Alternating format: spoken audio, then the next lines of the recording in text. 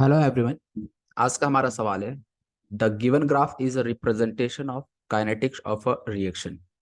तो यहाँ पे देखना, एक ग्राफ दिया गया है और यहाँ पे उसके नीचे चार ऑप्शंस दिए गए हैं। तो यार इस क्वेश्चंस में आपको ये बताना है कि वाई एक्सिस और एक्स एक्सिस के अलोंग हमें क्या रखना पड़ेगा जिससे कि ये कंडीशन फुलफिल हो जाए। तो देखिए, ये केमिकल काइनेटिक्स का सवाल है और ये ऑप्शंस यदि आप ध्यान से देखोगे तो आपको ये समझ आ जाएगा कि ये जीरो ऑर्डर और फर्स्ट ऑर्डर से रिलेटेड है।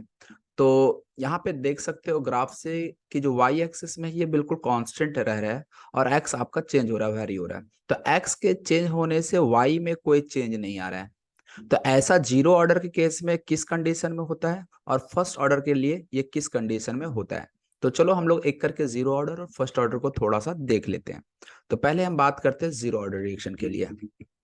तो फॉर जीरो ऑर्डर रिएक्शन, तो जीरो ऑर्डर के लिए रेट कांस्टेंट के की हम बात करें तो ये होता है C nought minus C t upon t. ये के का एक्सप्रेशन होता है। और रेट का एक्सप्रेशन यदि हम लिखे तो k A to the power zero, means rate जो होता है वो is equal to k. Order यहाँ पे जीरो है इसलिए ए का पावर जीरो आ गया। A to the power zero, concentration का पावर जीरो ऑलवेज वन होगा।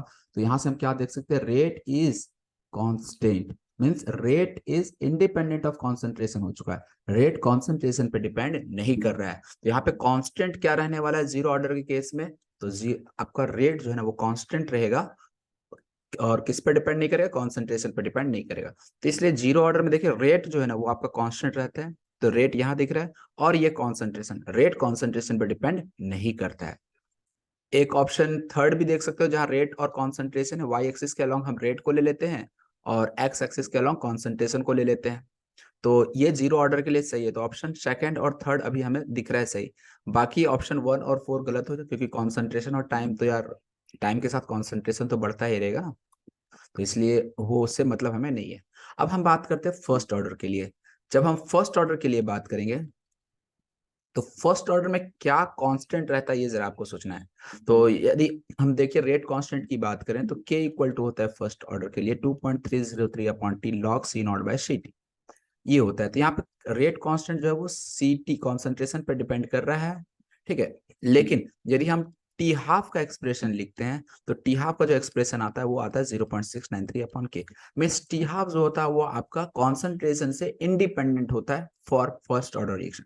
तो यहाँ पे देखो, फर्स्ट ऑर्डर के लिए यदि हम बात करें तो क्या कांस्टेंट रहता है, टी हाफ कांस्टेंट रहता है। तो टी हाफ यहाँ दिख रहा है और ये कॉन्सेंट्रेशन पे आपका डिपेंड नहीं करता है। जबकि ऑप्शन थर्ड में देखें तो रेट और टी हाफ बिल्कुल कोई भी इनके बीच रिलेशन नहीं है।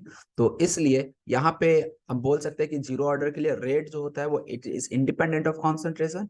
और फर्स्ट ऑर्डर के लिए यदि हम यही बात करें तो T half is independent of concentration.